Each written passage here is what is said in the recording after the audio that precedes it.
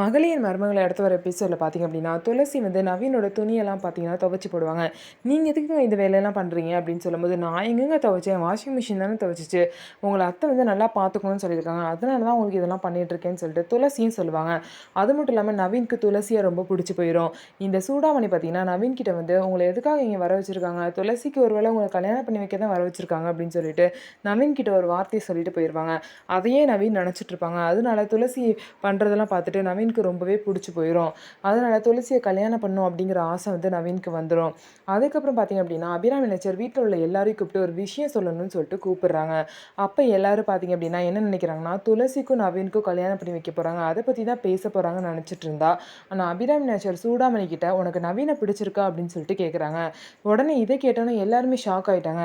துளசியை பற்றி பேசுவாங்கன்னு பார்த்தா இவங்க வந்து சூடாமணி கிட்ட கேட்குறாங்க அப்படின்னு சொல்லிட்டு வீட்டில் உள்ள எல்லாருமே ஷாக் ஆகிட்டாங்க.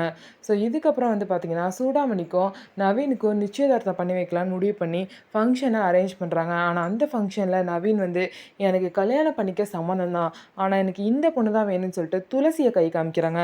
இதை கேட்ட அபிராமி நேச்சர் ரொம்பவே கோவப்பட்டு நவீனை வந்து திட்டுறாங்க. ஸோ இதுக்கப்புறம் என்ன நடக்க போகுது அப்படிங்கிறத வெயிட் பண்ணி பார்ப்போம். நம்ம வீடியோ உங்களுக்கு பிடிச்சிருந்தா நம்ம வீடியோவை லைக் பண்ணிக்கோங்க. மறக்காமல் நம்மளோட சேனலை சப்ஸ்கிரைப் பண்ணிவிட்டு பாருங்கள்.